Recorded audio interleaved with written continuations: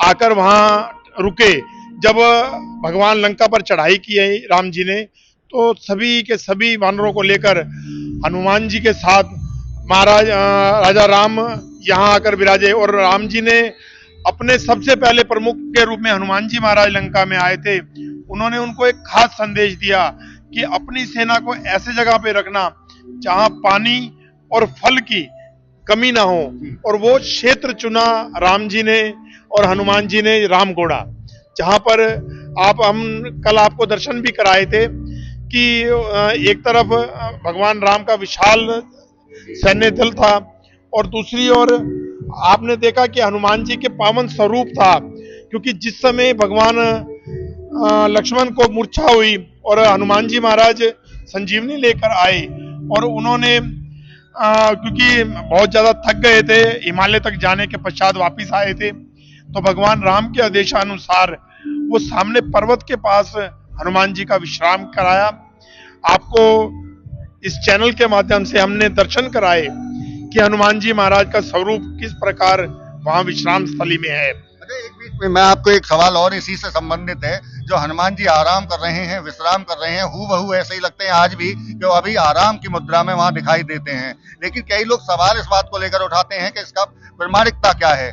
विज्ञान की कसौटी पर खरा उतारने की कोशिश की गई, लेकिन वहां भी विज्ञान की कसौटी पर भी तमाम चीजें खरी उतरती दिखाई दे रही हैं। आप देखिए ना, वहां पर जो हनुमान जी का स्वरूप है, बिल्कुल शांत विश्राम की मुद्रा में हनुमान जी महाराज लेटे हुए हैं। ऐसा उस पर्वत पे प्रभाव कितना हुआ कि हनुमान जी की, उस पर्वत ने उस हनुमान जी की आकृति को धारण कर लिया। ये सबसे बड़ा प्रमाण है। वैज्ञानिकों को भी अगर प्रमाण चाहिए तो आप वो स्वयं देख सकते हैं, क्योंकि वहां पर हनुमान जी महाराज विश्राम की मुद्रा में है। ऐसा हम सिर्फ संत महापुरुष ही नहीं, लेकिन वहां के जो पर्वत है वो भी इसको बोल रहे हैं कि भगवान हनुमान जी यहाँ विश्राम कर रहे हैं। देखिए हमारे साथ में चूंकि माधवानंद जी महाराज भी हैं, ऊना से यहाँ पहुंचे हैं श्रीलंका, उनसे भी इसी बात सवाल मेरा यही, आप महाराज जी आप इधर आ जाइए, आपसे भी सवाल यही है मेरा। जिस तरह से महाराज जी ने जिक्र किया कि आस्था, विज्ञान से बड़ी आस्था है लोगों की,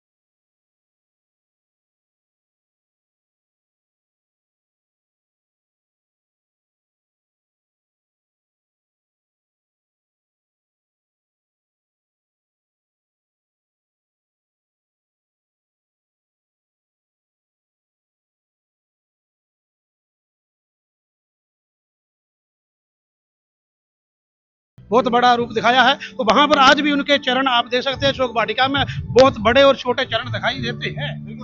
अरुण दास महाराज जी से बात कर लेते हैं। महाराज जी, चूंकि जिक्र अशोक वाटिका का भी आ गया, राम बोड़ा का आया, हनुमान जी का जिक्र आया, और ऐसी कौन सी और चीजें हैं? अशोक वाटिका के अंदर मैं आपको एक प्रमाण देना चाहूंगा इसी बात के, क्योंकि महाराज जी ने बात अशोक वाटिका की रख दी है, तो मैं महाराज जी का समर्थन करते हुए रामायण से जुड़ा हुआ तथ्य के साथ बात करता हूँ।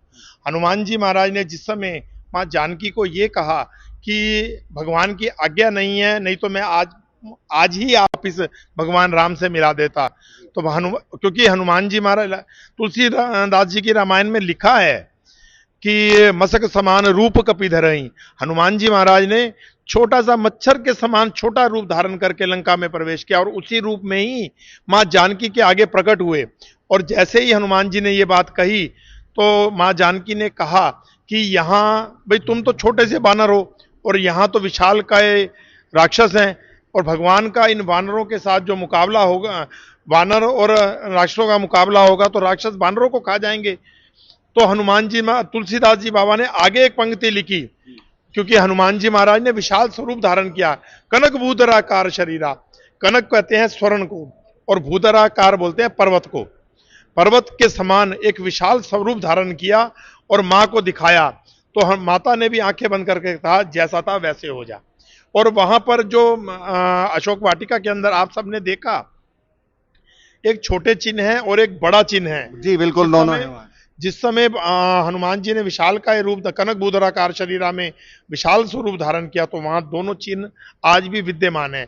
ये प्रमाणिकता है हमारे उस धर्म की, हमारा प्रमाणिक है। ये उनके लिए है जो लोग कहते हैं कि राम का कोई अस्तित्व नहीं है।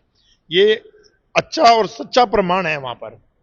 बिल्कुल, ये तो देखिए रामायण से जुड़ी हुई बातें कर ही रही हैं, लेकिन इसके साथ साथ में चूंकि एक मकसद गीता को लेकर जिस तरह से यहाँ महोत्सव मनाया जा रहा है उसको लेकर भी बात कर लेते हैं। अंतर्राष्ट्रीय स्तर पर आयोजन हो रहे हैं, किस तरह से आयोजन आगे बढ़ रहा है और इसका विस्तार जैसे है कि पूरे विश्व को जोड़ने का काम गीता के माध्यम से किया जा रहा है।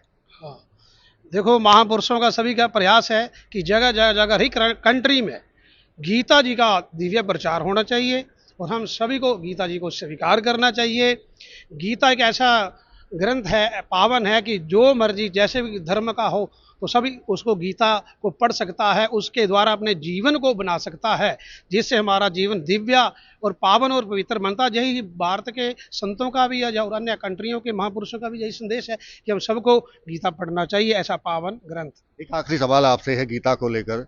गीता ग्रंथ नहीं है, जीवन जीने की कला है, ये कहा जाता है, तो वो कैसे कला में परिवर्तित हो जाती है ग्रंथ को, जिसको ग्रंथ बताया जाता है? गीता ग्रंथ नहीं है, भगवान के द्वारा किया हुआ प्रवचन है। भगवान ने जो हमें जीवन का आधार सिखाया, उसके लिए ही भगवान ने अर्जुन का जब मोह हो गया अर्जुन को, तो अर्जुन के मोह को भंग करने के लिए भगवान ने गीता का उपदेश दिया। और हमारे पूज्य महामंडलेश्वर स्वामी ज्ञानानंद जी महाराज इसी गीता के लेकर पूरे विश्व के अंदर, क्योंकि हमारे ग्रंथों में लिखा है वसुदेव कुटुंबकम, हमारा जो पूरा ही संसार है वो पूरा हमारा परिवार है। उसी कड़ी में चलते हुए ये 5वां स्थान है जहाँ पर पूज्य ज्ञानानंद जी महाराज ने हम सबको यहाँ जोड़ा है, क्योंकि लंका से भी कहीं ना कहीं ऐसा संदेश आया कि जियो गीता का कार्यक्रम एक लंका के अंदर भी होना चाहिए और इंटरनेशनल गीता महोत्सव जो है वो लंका के अंदर मनाया जाना चाहिए। गीता एक ऐसी चीज है कि जिससे आपको कोई भी किसी तरह की भी परेशानी हो, आप देखिए इस समय पूरे संसार के अंदर युद्ध जैसी स्थिति है, अगर कोई शांति करा सकती है तो वो सिर्फ और सिर्फ गीता है, जो इन सब का मार्गदर्शन करते हुए हम सबको शांति के मार्ग के ऊपर अग्रसर कर सकती है, तो सिर्फ गीता है। देखिए, बड़ी बात कह रहे हैं महाराज अरुण दास कि गीता ही एक ऐसी चीज है जो युद्ध को भी शांति में परिवर्तित कर सकती है, और जिस तरह से विश्व में कई जगह ऐसी स्थिति उत्पन्न हुई है उसमें भी गीता अहम रोल निभा सकती है, बशर्ते कि उस गीता को अपनाने की जरूरत है। और इसी तरह से महाराज माधवानंद जी की तरफ से भी, चूंकि रामायण का जब जिक्र किया तो श्रीलंका में जो तमाम चीजें सबूत के तौर पर, प्रमाण के तौर पर दिखाई दे रही हैं, उनका भी जिक्र सामने आया है। और दोनों ही संत समाज की तरफ से, दोनों, चाहे महाराज अरुण दास की बात करें चाहे बाबा माधवानंद जी की बात करें, दोनों की तरफ से गीता और रामायण को लेकर तस्वीरें साफ की गई हैं। श्रीलंका के कोलंबो से देवेंद्र कौशिक, इंडिया न्यूज।